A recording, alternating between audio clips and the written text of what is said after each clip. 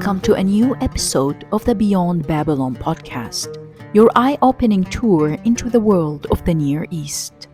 We're delving into the enchanting world of Aladdin, his magic lamp, and the cunning sorcerer. But this isn't just a magical tale. Nestled within the intricate folds of this story, we find reflections of the ancient Silk Road, an enduring symbol of the Middle East's historical and cultural ties with China. Today, that ancient path is being reimagined through China's ambitious new Silk Road initiative, promising to reshape the political and economic landscape of the Near East and beyond. So sit back as we journey from the mystical caves of Aladdin's tale to the grandiose plans of China's new Silk Road. It's a journey where fiction meets reality, history encounters the future, and the East converges with the West. Thank you for tuning in, and let's get started. Once upon a time, in a prosperous Chinese city, a young, earnest, and humble boy named Aladdin lived in a small, humble home. Disguised as Aladdin's uncle, a deceitful sorcerer persuades the young boy to retrieve a vast treasure from a perilous magic cave, only to abandon him there. Trapped, Aladdin uncovers a magic lamp, and upon rubbing it, a genie emerges, uttering the iconic Arabic phrase, Shubayk Lubayk Abdak Ben Idayk, which roughly translates to, I am at your service.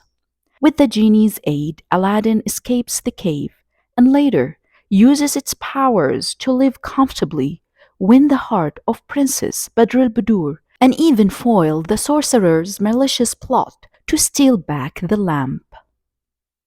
The tale of Aladdin, also known as the Tale of the Marvelous Lamp, is commonly associated with the collection of Middle Eastern stories known as 1001 Nights or Arabian Nights. While the story is set in a Chinese city, the depiction of the culture, lifestyle, and social costumes in the story are not authentically Chinese and are more reflective of Middle Eastern societies. The story's Chinese setting is believed to be more of an exotic backdrop rather than an accurate representation of the Chinese society. Therefore, it is widely accepted by scholars that the tale doesn't have a Chinese origin in terms of its narrative elements, characters, or thematic development. The Syrian storyteller who is believed to have introduced the tale of Aladdin to the collection of 1001 Nights is Hanna Diab. He was an 18th century Maronite Christian from Aleppo, Syria. Diab traveled to Paris in 1708-09 as part of the entourage of Paul Lucas, a French antiquarian and royal envoy for King Louis XIV. There, Diab met Antoine Galland, a French Orientalist and translator, who was the first European translator of the 1001 Nights. Diab narrated several stories to Galland, including Aladdin, Ali Baba, and the Seven Voyagers.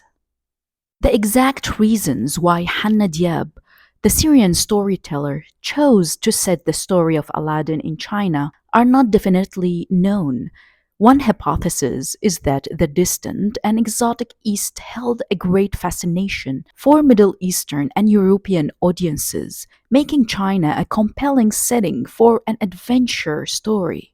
Another possibility is that the story's Chinese setting reflects the influence and interconnectedness brought about by the Silk Road, which linked the Middle East and China.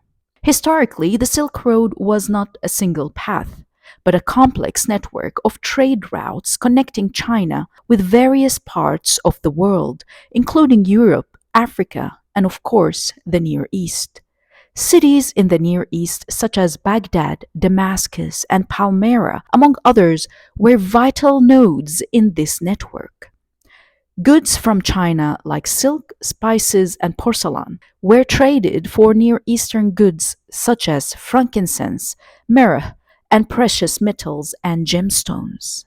The Near East, a geographical term that typically includes regions like the Eastern Mediterranean, Mesopotamia, which is modern day Iraq, Persia, which is Iran, and the Arabian Peninsula, played a crucial role in the Silk Road's functioning and has a significant historical and contemporary ties with China.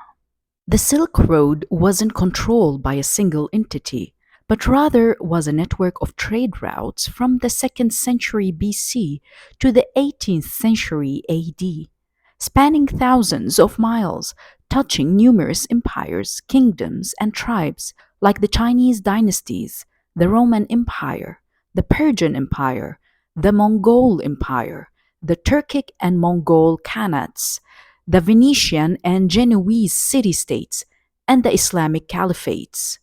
Over its long history, control over different parts of the Silk Road frequently shifted due to the rise and fall of empires and kingdoms, regional conflicts, and other historical events. Cultural exchange was another essential aspect of the Silk Road. Ideas, technologies, religions, and artistic styles were shared and spread through these trade routes. Buddhism, for example, was transmitted from India to China via the Silk Road, and elements of Near Eastern art and architecture influenced East Asia and vice versa. The ancient Silk Road carries a sentimental effect in many nations that were connected once by this route. Today, China recalls this effect as a banner for expanding its economic clout globally. China is spearheading what some are calling the New Silk Road or the Belt and Road Initiative (BRI), announced in 2013 by Chinese President Xi Jinping. This ambitious project aims to create a vast network of railways, energy pipelines, highways, and streamlined border crossings, both westward via the Silk Road economic belt and southward to the Indian Ocean through the 21st century maritime Silk Road. Like the original Silk Road, this new network aims to connect China with countries across Asia, Africa, and Europe. However, it goes beyond just trade, as the project also includes plans for infrastructure development, such as ports, railways, roads, and industrial parks, which could significantly influence the political and economic landscape of these regions. In the context of the Near East, China's BRI has significant implications. For example, Iran, given its strategic location, has become a key part of the initiative. China has been investing heavily in the country's infrastructure. Other countries in the region, like Saudi Arabia, the UAE, and Israel, are also important considerations in China's modern Silk Road plans. Experts estimate that China's expenses over the lifetime of the project could reach $8 trillion, but estimates vary according to an analysis by the Council on Foreign Relations. Till today, 147 countries have signed on projects or indicated their consideration of joining the initiative.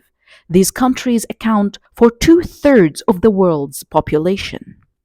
The Belt and Road Initiative (BRI) can be seen as China's response to the US pivot to Asia policy. Furthermore, it's a strategy for China to establish fresh trade connections, foster export destinations, enhance Chinese income, and channel its surplus production capacity overseas. However, the BRI has sparked debates about debt diplomacy, environmental impacts, and China's growing influence. Critics argue that it functions as a debt trap for developing countries, potentially leaving them with unsustainable levels of debt. There are concerns that these countries may face negative economic and political consequences if they default or struggle to repay these loans. The criticism often focuses on the lack of transparency, higher interest rates, and less stringent sustainability or governance standards in BRI loans when compared to loans from the World Bank and the International Monetary Fund (IMF). This, according to critics, could lead to adverse socioeconomic and environmental impacts. However, it's worth noting that there is considerable debate about this topic, with some analysts arguing that the debt trap narrative is overstated or overly simplistic. Comparatively, World Bank and IMF loans typically come with conditions meant to ensure loan repayment and encourage economic stability. These conditions often include structural adjustments, such as fiscal austerity measures, liberalizing trade, and deregulating industries. While these conditions are designed to promote long term economic health, they can also lead to short term economic pain and are sometimes criticized as neocolonial or as limiting a country's economic sovereignty. Both BRI and World Bank IMF loans can create debt related challenges for countries, but the specific concerns can differ due to the nature of the loans, the conditions attached, and the transparency of the terms and the goals of the lending institutions. The Middle East, in particular, the Near East region, imposes great importance because of its advantageous location. Iran is a key land based Silk Road gateway and destination, while Saudi Arabia and other countries in the GCC region are key to the maritime Silk Road waterways. The ties between China and Iran can be traced back to at least 200 BC, forged along the ancient Silk Road. In the present day, China has emerged as a strategic ally, countering the influence of the United States in the Middle East and South Asia. China is Iran's largest trading partner and the biggest importer of Iran's oil. In March 2021, China and Iran signed a 25-year strategic cooperation agreement after a 5-year negotiation. Details of the agreement are yet to be announced. According to the U.S. Institute of Peace, Iran has become increasingly reliant on China to overcome its recurring crises. The agreement did not include any specific commitments or investment or security, nor did it mention that China would be granted a military foothold in the country. However, Iran's alliance with China remained relatively limited in comparison to Beijing's extensive involvement with Tehran's regional adversaries, particularly Saudi Arabia and the United Arab Emirates. It seems that China tried to bridge this gap by brokering an agreement between Saudi Arabia and Iran in 2023 to normalize diplomatic and economic relations after 8 years of tension. Many questions arise following the agreement and the extent of its effect on the ongoing conflicts in the region in Syria, Yemen, Lebanon, Iraq, and even Israel. Some analysts believe that as China endeavors to facilitate reconciliation between Iran and Saudi Arabia, worth contemplating whether this could mark a historic moment akin to the 1945 meeting between Saudi Arabia's founder, King Abdulaziz bin Saud, and President Franklin D. Roosevelt aboard the USS Quincy cruiser. That meeting resulted in an enduring alliance between the United States and Saudi Arabia. The agreement between Saudi Arabia and Iran set off a sequence of transformations in regional dynamics. Saudi Arabia embarked on a new phase of normalizing relations with Syria's Assad, ending a 12-year period of considering him a pariah. Additionally, Syria has been reinstated into the Arab League. According to news reports, Saudi Arabia's rapprochement with Syria could potentially be a result of a quid pro quo arrangement involving Iran's cooperation in Yemen. It is noteworthy to mention that Syria formally became a part of China's Belt and Road Initiative in 2022. The chairman of Syria's Committee for Planning and International Cooperation, Fadil Khalil, stated that this move would bolster China's economic assistance and development efforts in Syria. Specifically, it would aid in the rehabilitation of the electric power grid, which has suffered extensive damage during the 12 years of conflict. and facilitate the establishment of new trade routes that extend to Iraq. Until next time, this is Nisan, your host, signing off. Thank you for listening to the Beyond Babylon podcast.